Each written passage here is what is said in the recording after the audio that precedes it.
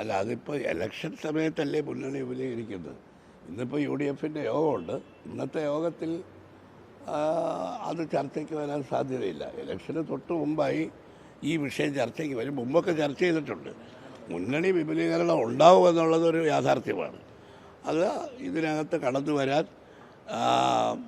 ഞങ്ങൾക്ക് വന്നാൽ പ്രയോജനമുണ്ടെന്ന് തോന്നുന്ന കക്ഷികളും ഇങ്ങോട്ട് വരാൻ സന്നദ്ധതയുള്ള കക്ഷികളുമായിട്ടൊക്കെ ആ സമയത്തെ ചർച്ച നടക്കും.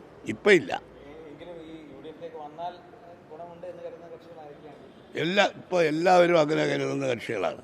കാരണം കഴിഞ്ഞ നിലമ്പൂർ തിരഞ്ഞെടുപ്പ് കൂടി കഴിഞ്ഞപ്പോൾ എല്ലാ ഉപതെരഞ്ഞെടുപ്പുകളിലും വൻപിച്ച വിജയം നേടിയ UDF ഈ ഉപതെരഞ്ഞെടുപ്പിൽ നിലമ്പൂരിൽ വളരെ ശക്തമായ മത്സരം നടന്നതിൽ കൂടി ജയിച്ചു വന്നപ്പോൾ തീർച്ചയായിട്ടും ജനങ്ങൾക്ക് ഇടയിലുള്ള ഒരു വികാരം എല്ലാ കക്ഷികൾക്കും അറിയാമല്ലോ. ആ വികാരത്തിൻ്റെ അടിസ്ഥാനത്തിൽ ഞങ്ങൾ അതിൻ്റെ സമയമാകുമ്പോൾ ഞങ്ങൾ ചർച്ചയ്ക്ക് മുൻകൈ എടുത്താൽ അവരൊക്കെ ചർച്ച ചെയ്യാൻ തയ്യാറാവും എന്ന പ്രതീക്ഷയാണ് എനിക്കുള്ളത്. ഈ നേതാക്കൾക്ക് ഈ നിലമ്പൂർ ഉപതെരഞ്ഞെടുപ്പിന് ശേഷം UDFിലെ ചില നേതാക്കൾക്ക് മുഖ്യമന്ത്രി മോഹം കൂടുന്നുണ്ട്. കാരണം ഇന്നലെ തന്നെ ശശി തരൂരിൻ്റെ ഒരു പോസ്റ്റ് അദ്ദേഹം പങ്കുവച്ചിരുന്നു.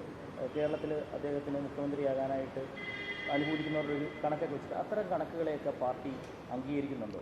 അല്ല, ഇപ്പോൾ ഞാനും പത്രത്തിൽ വായിച്ചു. ശശി തരൂർ ആണ് വെളിപ്പെടുത്തിയിരിക്കുന്നത് അദ്ദേഹത്തിന് സർവേയിൽ 28% അദ്ദേഹത്തിനാണ് മുഖ്യമന്ത്രിയാകാൻ.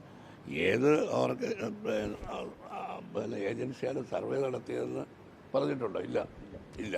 അപ്പോൾ അദ്ദേഹം ഒരു സർവേയുടെ വിവരം അദ്ദേഹം തന്നെ വെളിപ്പെടുത്തുമ്പോൾ സ്വാഭാവികമായിട്ടും ആ സർവേയുടെ ഫലത്തെക്കുറിച്ച് നമ്മളാരും സംശയിക്കേണ്ട കാര്യമില്ല. നല്ലത്, അദ്ദേഹത്തിന് ഇത്രയും ആളുകൾ മുഖ്യമന്ത്രിയാവണം എന്ന് സർവേയിൽ വന്നു. പക്ഷെ നാളെ ഇപ്പോൾ പ്രധാനമന്ത്രിയാകാൻ ആരാണ് ഏറ്റവും കൂടുതൽ അർഹൻ എന്നൊരു സർവേ നടത്തിയാൽ തീർച്ചയായിട്ടും അദ്ദേഹത്തിൻ്റെ പേരും വരും. ഒരു സംശയമില്ല. കാരണം അദ്ദേഹം കേരളത്തിൽ മാത്രമല്ല ദേശീയ തലത്തിലും ഇൻ്റർനാഷണൽ ലെവലിൽ ഏറ്റവും പ്രമുഖരായിട്ട് നേതാവാണ്. അത് അത്തരം ഒരു സർവേയുടെ ഫലം പുറപ്പെടുവിക്കുന്നത് ആ ഏജൻസി ആയാൽ അതിൽ നമുക്ക് വിശ്വാസം കൂടും. കോൺഗ്രസ് അല്ലല്ലോ സർവേ നടത്തിയത്, ശശി തരൂരല്ലേ വെളിപ്പെടുത്തിയത്.